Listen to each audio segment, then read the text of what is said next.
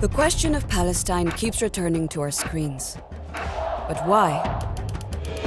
Well, it's an injustice and a denial of human rights that has persisted for over 100 years, with global implications.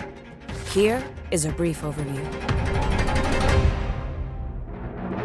After World War I, the League of Nations placed Palestine, formerly part of the Ottoman Empire, under a British administration that supported the creation of a Jewish national home there, a move that pleased Zionist leaders who considered it the ancient Jewish homeland. Amid increased immigration and foreign rule, Palestinians who had lived on the land for centuries staged an uprising from 1936 to 1939, which led to repression, including by British forces and Jewish militia. In 1947, the UN decided to partition Palestine into two independent states. Jerusalem was to be placed under UN administration. However, Israel declared independence in 1948 and captured much more of Palestine than the partition plan allocated, except for the West Bank, including East Jerusalem, held by Jordan, and the Gaza Strip, held by Egypt. More than half of the Palestinians were expelled from or fled their homes and ended up in refugee camps in the West Bank, Gaza, and neighboring countries. Palestinians refer to this as the Nakba, or catastrophe. They remain refugees to this day, mostly relying on the UN Palestine Refugee Agency, which was created specifically for this case. In the 1967 Six-Day War, fought between Israel and neighboring Arab states, an additional 500,000 Palestinians were forced to flee.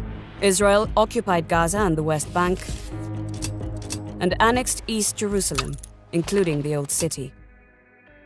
In the years following, the UN General Assembly affirmed the rights of Palestinians to self-determination, sovereignty, independence, and refugee return.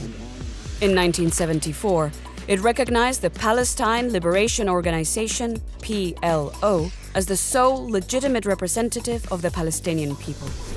Palestinians revolted against the Israeli occupation in 1987, referred to as the First Intifada, or uprising.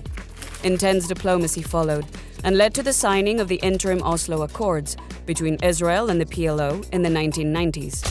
Palestinians recognized Israel, and the Palestinian Authority was established to govern parts of the West Bank and the Gaza Strip. Further negotiations failed to resolve the remaining issues, as Israel expropriated Palestinian land and continued to transfer its population to illegal settlements in occupied Palestinian territory. During the Second Intifada in 2000, armed clashes and bomb attacks ensued. Israel built the West Bank separation wall, much of it inside Palestinian territory, seizing land and restricting freedom of movement. The International Court of Justice determined that the wall inside Palestinian territory was illegal. In 2005, Israel withdrew troops and settlers from Gaza. After an armed takeover by Hamas, Palestine's Islamic Resistance Movement, in 2007, Israel imposed a blockade on Gaza, which has caused a deepening humanitarian crisis, along with Palestinian resistance. Palestine became a UN non-member observer state in 2012, and a few years later, the Security Council demanded that Israel cease illegal settlement activity. However, settlements continue to expand.